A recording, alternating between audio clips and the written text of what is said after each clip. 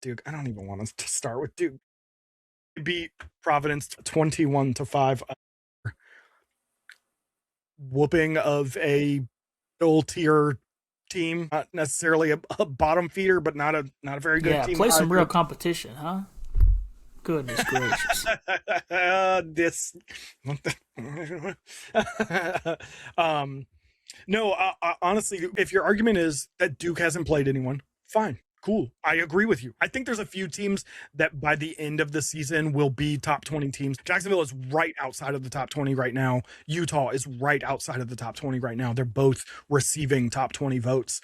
They just haven't cracked the list. I think at least one of those teams ends up in the top 20 by the time the season is done. And then obviously they've got Denver and Cornell and St. Joseph's that will all be top 20 games plus the ACC minus UVA. But what's so funny to me is the way that we talk about the difference between Duke and Ohio State on every metric of strength of schedule that I have seen on any website. Lax Reference has compiled a bunch of them. There is no strength of schedule ranking that has Ohio State's strength of schedule as better than Duke's strength of schedule. And yet Ohio State is being talked about as a favorite for the Big Ten, a potential Final Four team, and Duke is being talked about as a joke. And I have even seen people say that that John Danowski is a joke for scheduling this, which I think is hilarious because you probably know, I certainly know, a lot of these games are scheduled years in advance. Most games, when you schedule them,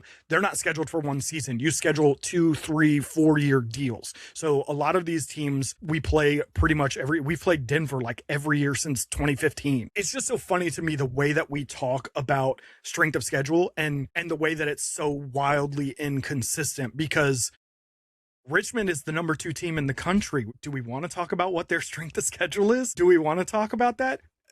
It's not entirely their fault. Their conference is what their conference is. There's not a lot they can do about that. But once again, I've literally seen people asking for John Danowski to be fired over this schedule, which is completely asinine. But more to the point, Ohio State has a damn near identical record. It's just under, but it's damn near identical. They play like 4 of the same teams. They're out of conference schedules are basically the same. Their in conference schedules are basically the same.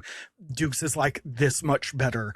And we talk about Ohio State as being this Final Four team, and Duke is a pariah and a joke. And it just, if you want to say Duke is bad because they've played bad teams, that's fine. As long as we're saying Ohio State is bad because they're playing bad teams.